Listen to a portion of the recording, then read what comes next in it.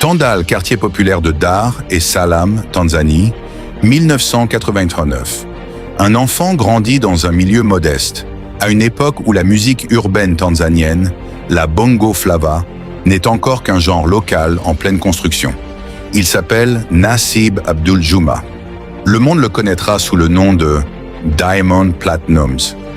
Il débute avec des moyens limités, autoproduisant ses premiers morceaux au milieu des années 2000. Le déclic survient en 2011. Une collaboration avec le rappeur américain Rick Ross et l'artiste nigérian Davido sur le titre Number One.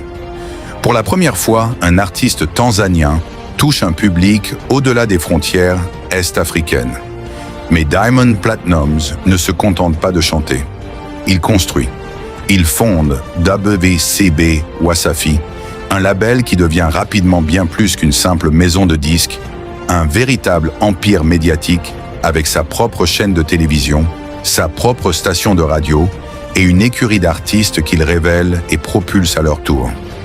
Son style, la bongo flava, mélange les rythmes est-africains traditionnels au R&B, au dancehall et à l'afrobeats.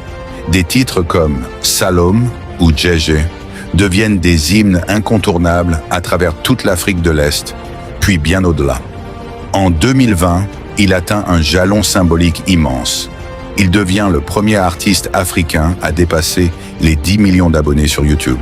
Une reconnaissance numérique qui confirme ce que l'Afrique de l'Est savait déjà. Diamond Platnumz est devenu une superstar à l'échelle du continent.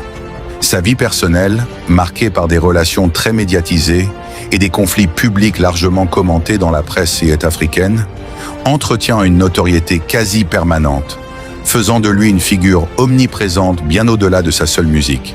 Ce qui rend Diamond Platnumz unique, c'est cette double casquette rare, un chanteur au sens mélodique affûté, doublé d'un véritable entrepreneur média, capable de bâtir toute une industrie autour de lui.